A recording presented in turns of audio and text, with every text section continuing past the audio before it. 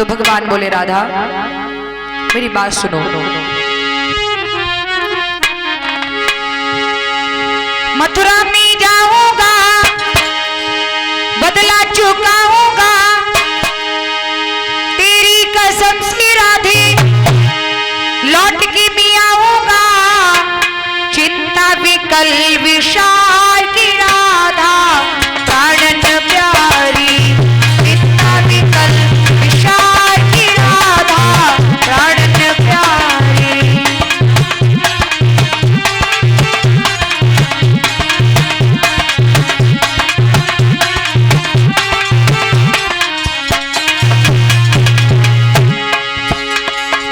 मथुरा में जाऊंगा बदला चुकाऊंगा तेरी कसम से राधे, लौट के भी आऊंगा चिंता विकल विशाल की राधा प्राणन प्यारी।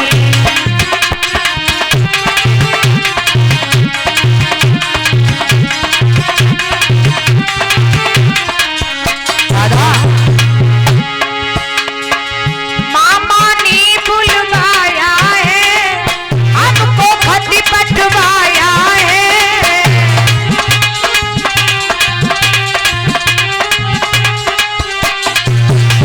राधा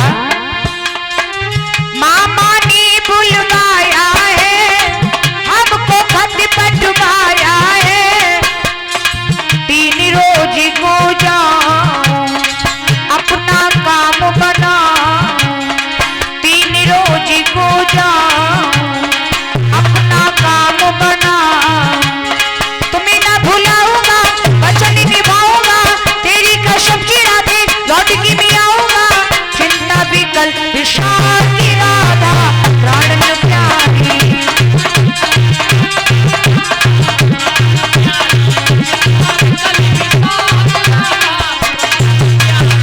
चिंता विकल विशाल की राधा प्राणन प्यारी।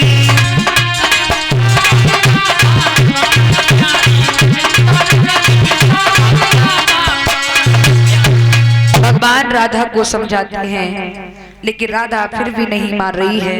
राधा एक ही बात कह रही है, मोहन मैं लेटू रथ के आगे ओ नटवर नंद किशोर,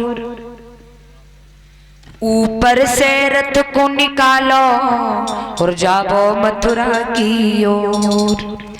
महाराज ये रथ मेरे ऊपर से निकाल ले जाओ, लेकिन जब तक राधा में श्वास है तब तक राधा श्याम को अपने से ओझल नहीं कर सकती है। कृष्ण भगवान ने ये देखा, बलराम को इशारा दिया, भैया राधा को समझाओ। बलराम आगे बढ़े, आगे बढ़ के राधा से जवाब दिया, राधा पागल ना बनो, देखो कोई कृष्ण अकेला ही थोड़ी नहीं जा रहा है, मैं भी तो जा रहा हूँ। नहीं बोले श्याम पर आया बलिदाऊ ने समझाया,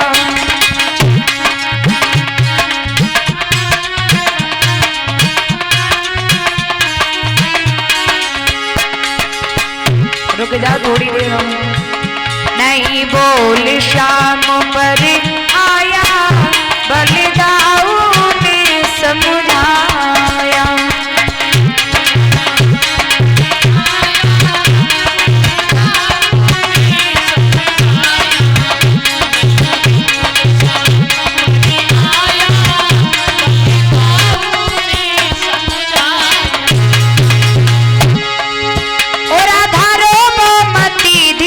धर लो यहाँ हो राधा रो मती धीरज धर लो यहाँ, तेरा प्यार अलौकिक पाया बलिदाऊ ने समझाया।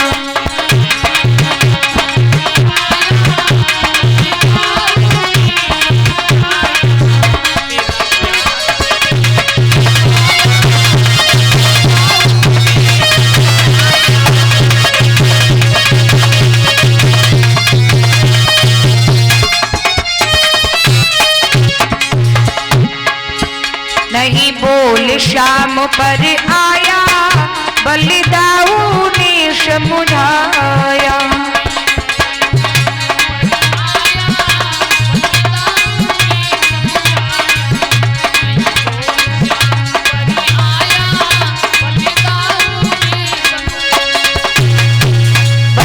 राधा को समझाया। इधर ललता को इशारा दिया है कि ललता राधा को संभालो। सखियां राधा को संभालती हैं, पकड़ती हैं कि राधा परेशान न हो। मैंने तुझसे पहले ही कही थी कन्या ते प्यार ना करिए, लेकिन तू नहीं मानी। इधर राधा को सखियां समझाती हैं, तब तक कृष्ण रथ आगे बढ़ा देते हैं। ग्वाल बाल दौड़ कर आए, भैया तेरे बिन नहीं रह पाऊंगा, मोको साथ ले चल। जितने ग्वाला आए गए भगवान ने सबको रथ में बिठाओ लेके चले। रास्ते में चाचा अक्रूर ने जल में स्नान किया है, डुबकी लगाई है तो देखा है अक्रूर ने कि कृष्ण चतुर्भुज रूप में बंसी बजा रहे हैं। अक्रूर समझ गए कन्हैया कोई साधारण बालक नहीं है।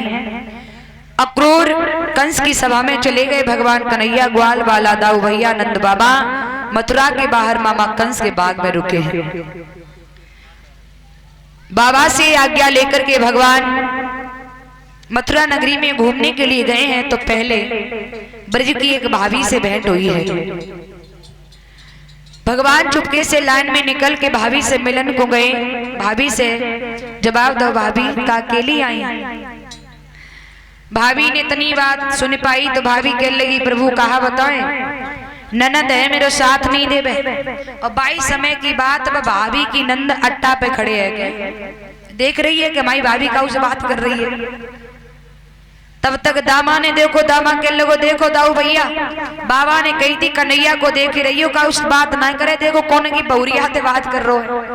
बलराम बोले कन्हैया इधर आ। कन्हैया बोले हाँ भैया क्या बात कर रहा था। कन्हैया कहने लगे भैया मैं थोड़ी ना बोलो। बोले फिर भाई ने घुंघटा में तो मुझको इशारा दो को। अच्छा फिर का कही हम तो कही तुम सब लोग एक ही गांव के हो कि अलग अलग हो। आगे बढ़ के बलराम ने कन्हैया के गाल पे एक थप्पड़ मारो। जब बता रहे सबसे आगे मैं चल लो बाने मुँह को क्यों नहीं पूछी, तो ही को काय को पूछी, चल सबसे आगे चले गो। कन्हैया कहने लगे भैया हमें चाहे आगे कर दो चाहे पीछे कर दो, हम उसे कुछ कहते ही ना, हम तो चुपचाप जाते हैं। इधर भाभी पानी भर के घरे पहुंची, पानी भर के घरे पहुंची। ननद बोलिए भाभी पनघट पे कौन से बात कर रही थी। भाभी कहने लगी बहन गलत मत सोचना, पीले पीतंबर वाले कन्हैया और नीले पीतंबर वाले दाऊ भैया थे क्या। बोले हाँ। नंद बोलिए भाभी सही सही बता देना, शाम को भैया आए हैं और इतनी पिटवे तो महीना 6 महीना खटिया पे तो उठना है। भाभी सोचने लगी जा को मतलब सीधी अंगुलियों से घी नहीं करेगो ना। भाभी कहने लगी कहा कही भैया से कहो, लेकिन ननद रानी याद रखियो तुम्हारे बुलाने वाले जो है ना, हम उनसे ऐसी ऐसी कहें महीना 6 महीने कहा चली पूरी जिंदगी तुम यही डरी रहो। सोई नंद बोली भाभी ना मैं कहूँ तेरी और ना तू कहे मैं ही, लेकिन जब बता दे रही हते कौन। भाभी कहने लगी बहन मैं सच बताती हूँ, पीले पीतंबर वाले कन्हैया नीले पीतंबर वाले दाऊ भैया थे।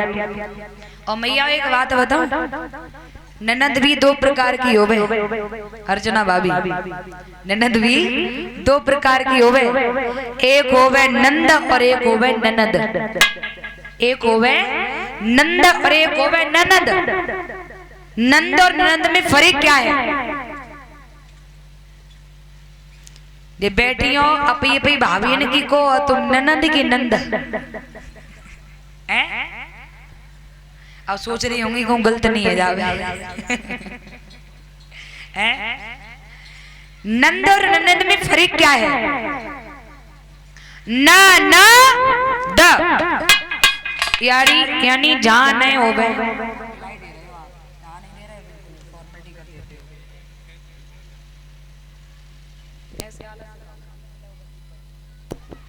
महाराज न न द न द यानी या नहीं होवे दैया रे जा नहीं होवे दैया रे वहां कराए देवे दैया रे। भाभी ने गुस्सा में कुछ कह रही मम्मी से पोई दे जाएगा। थरिया के ऊपर बिलिया बजल लगी है गो महाभारत शुरू जो है ननद को है ननद, एक होती है नंद। अगर भाभी ने कुछ कही उदई तो मम्मी तक बात नहीं पहुंचाएगी। क्यों? मम्मी से कहूंगी झगड़ा होगा फालतू में रार होगी, घर में क्या फायदा है। ये है नंद। तो तुम सबको अपनी भाभी की ननद। अच्छा अच्छा, कौन हो? नंद। और देखो भैया, ये सभ्य ननद की पहचान होती है, यानी सभ्य बेटी की क्या पहचान होती है पता है? अगर आपकी माँ में और आपकी चाची में झगड़ा हो रहा है तो बेटी का बोलने का कोई अधिकार नहीं है। आपकी माँ में आपकी ताई में झगड़ा हो रहा है तो बेटी का बोलने का कोई अधिकार। आपके पिता में, आपके चाचा में, आपके पिता में, आपके ताऊ में झगड़ा हो रहा है तो बेटी का बोलने का कोई अधिकार नहीं है। क्यों? क्योंकि बेटी को ये सोचना चाहिए आज मैं यहाँ हूँ, कल हमें यहाँ नहीं रहना है ना? क्योंकि हमें किसी और का घर बसाना है। ये तो हिस्सेदार हैं, लड़ेंगे भी, एक भी होंगे, हम बुरे क्यों बने? जो सभ्य बेटियां होती है ना, जो कभी मुंह खोल करके चाचा ताऊ ताई को जवाब नहीं देती, कभी झगड़ा नहीं करती हैं, ऐसी जो सभ्य बेटियां होती हैं ना, उनकी जब शादी होती है ना, और शादी में जब विदाई होती है, शादी में जब विदाई होती है तो ऐसी सभ्य बेटियों की जब विदाई होती है ना, तो परिवार के लोग ही नहीं, सुनकर के गांव के लोग भी आंखों में आंसू भर लेते हैं। बड़ी सभ्य बेटी थी, उसने कभी मुंह खोल करके ताई चाची या चाचा से झगड़ा नहीं किया, कभी जवाब नहीं दिया। ऐसी सभ्य बेटियों को सुनकर के, विदाई की सुनकर के लोग आंखों में आंसू भर लेते हैं।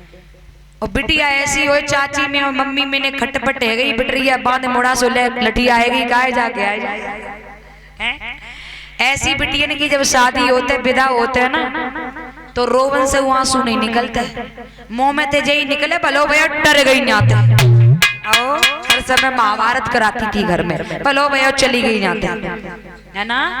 तो मेरा निवेदन है सब लोग अपे अपे चाचा ताऊ की, माता पिता की, सबकी सभ्य बेटी बन करके रहे, है ना?